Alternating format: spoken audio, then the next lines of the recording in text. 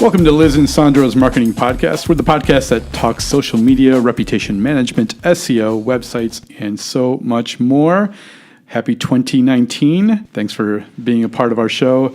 Today, Liz's topic is a pretty big one. It's Amazon is everywhere. That's right, they are. So let's first chat about Amazon and their advertising. For some perspective, Amazon is currently number 3 in the digital ad market behind Google and Facebook.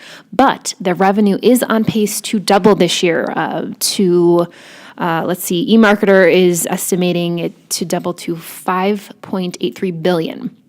I've read several articles in the Wall Street Journal about some of the things they're doing in the past several months, and one of them was pretty interesting to me. Basically, they are selling ad space in baby registries, which sounds harmless, except a lot of new moms are getting products in the mail that they didn't register for because these ads look so similar to all of the other products in the baby registry. So Amazon has been taking some heat for this.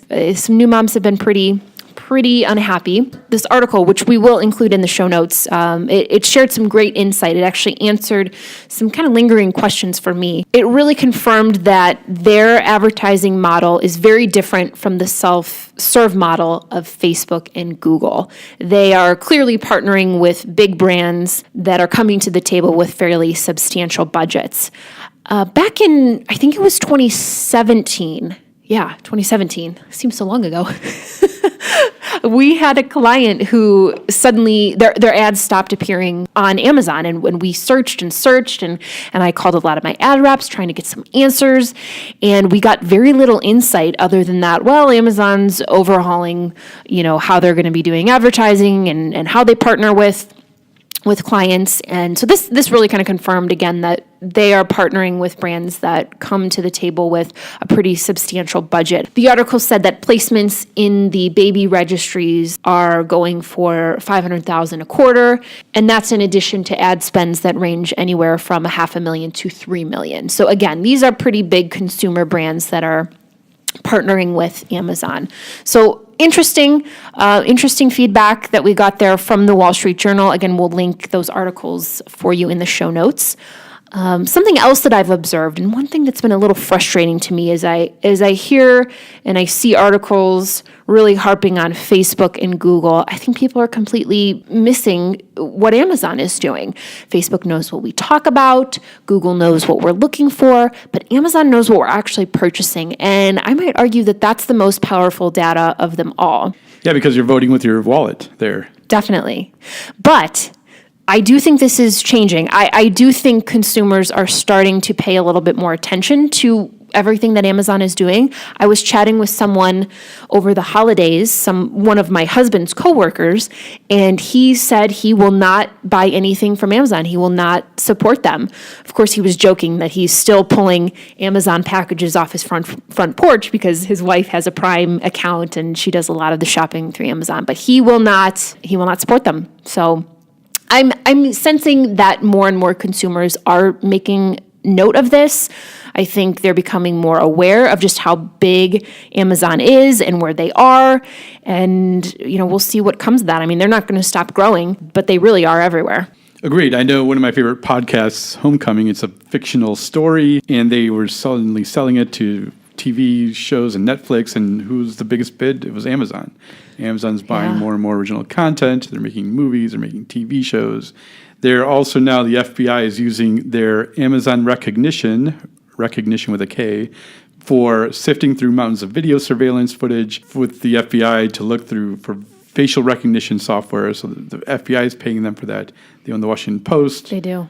Amazon Web Services, so they know what's hosted, what your website is, because you're hosting it on their website.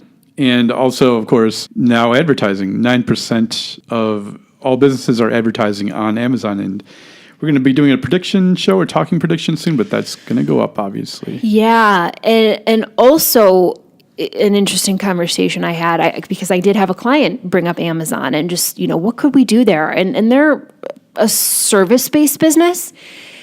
And we were kind of chatting, and it took me a minute to get what they were asking, but I don't know what they've read or where they're getting some of their information, but they kind of had an interesting thought, like, what if our service could be purchased on Amazon and we go deliver it to the client? And I was like, oh, wow, I never thought of that. So I have a note down. I just spoke to them a couple days ago, so I'm gonna look into that a little bit. But it's an interesting concept. It kind of goes along with the fact that they're doubling or tripling the number of Whole Foods because they want to be able to deliver groceries within 2 hours to a big chunk of the country. It's amazing. It is, and again, they've taken a different approach to their advertising. So I don't know how friendly it's going to be to a lot of the smaller businesses that Sandro and I consult with. But I think it's something to keep tabs on, just personally, to know what's going on in the ad world and see what you might be able to use for your own business. One last thought. A couple months ago, I sat down with an affiliate marketer here in Cleveland. He was walking me through a couple things that he does for his clients that I don't do a ton of, so it was good info for me to have. And one of his clients, they sell a lot of product on their own website directly to customers, but they also have an Amazon web store. They're selling product through Amazon as well, just as another way to get out there, to reach the customer.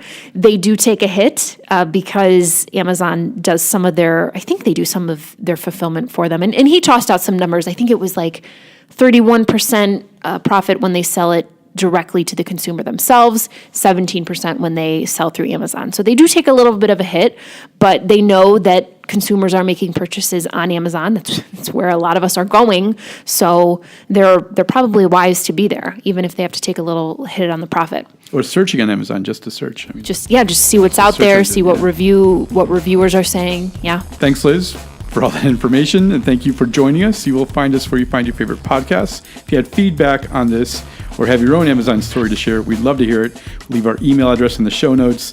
You can also find us on Instagram, Facebook, and Twitter. Thanks again for joining us. We'll see you next time.